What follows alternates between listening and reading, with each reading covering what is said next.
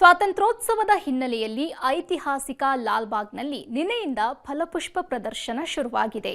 ಈ ಬಾರಿ ಗಂಗರ ಸಾಮ್ರಾಜ್ಯದ ಚಿತ್ರಣವನ್ನ ಫ್ಲವರ್ ಶೋನಲ್ಲಿ ಚಿತ್ರಿಸಲಾಗಿದೆ. ಗಂಗರ ಆಡಳಿತ, ಕಾವೇರಿ ತೀರದ ಹೋರಾಟಗಳು ಹಾಗೂ ಗಂಗರ ಕಾಲದ ಸಮಾನತೆ ಮತ್ತು ಕೃಷಿಗೆ ನೀಡಿದ ಕೊಡುಗೆಯನ್ನ ಈ ಬಾರಿಯ ಫಲಪುಷ್ಪ ಪ್ರದರ್ಶನದಲ್ಲಿ ಮನಮೋಹಕವಾಗಿ ಬಿಂಬಿಸಲಾಗಿದೆ. ಇವತ್ತು ಜಿಟಿಜಿಟಿ ಮಳೆಯ ನಡುವೆಯೂ ಸಾವಿರಾರು ಜನ ಫ್ಲವರ್ ಶೋ ವೀಕ್ಷಿಸಿದ್ರು. ಕೇವಲ 2 ದಿನಗಳಲ್ಲಿ 60,000 ಜನ ಲಾಲ್ಬಾಗ್ ಫಲಪುಷ್ಪ ಪ್ರದರ್ಶನವನ್ನ ವೀಕ್ಷಿಸಿದ್ದಾರೆ. ನಾಳೆ ಶನಿವಾರ ವೀಕೆಂಡ್ ಇರೋದ್ರಿಂದ ಭಾರೀ ಸಂಖ್ಯೆಯಲ್ಲಿ ಫ್ಲವರ್ ಶೋಗೆ ಪ್ರೇಕ್ಷಕರು ಬರುವ ಸಾಧ್ಯತೆ ಇದೆ.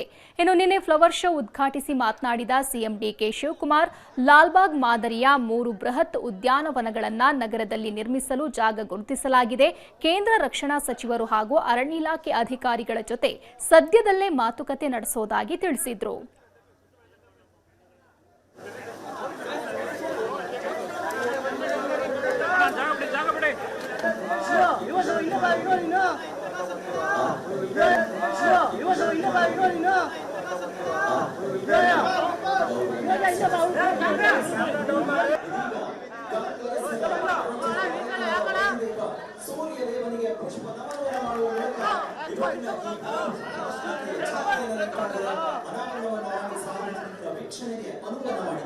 ಲಾಲ್ಬಾಗ್ ಕೇವಲ ಒಂದು ಉದ್ಯಾನವನ ಅಲ್ಲ,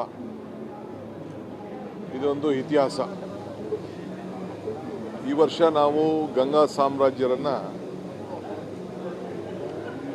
ಥೀಮ್ ಇಟ್ಕೊಂಡು ನಮ್ಮ ಇಲಾಖೆ ಅಧಿಕಾರಿಗಳು ಮಾಡಿದ್ದಾರೆ. ವಿಶೇಷವಾಗಿ ದಕ್ಷಿಣ ಭಾರತ ಗಂಗಾ ಸಾಮ್ರಾಜ್ಯದಲ್ಲಿ ಕೃಷಿಕರು, ರೈತರು ಮಾಡಿದಂಥ ಇತಿಹಾಸವನ್ನು ಗಮನದಲ್ಲಿಟ್ಕೊಂಡು ಇವತ್ತು ಈ ಫಲಪುಷ್ಪ ಪ್ರದರ್ಶನವನ್ನು ಹಮ್ಮಿಕೊಂಡಿದೆ.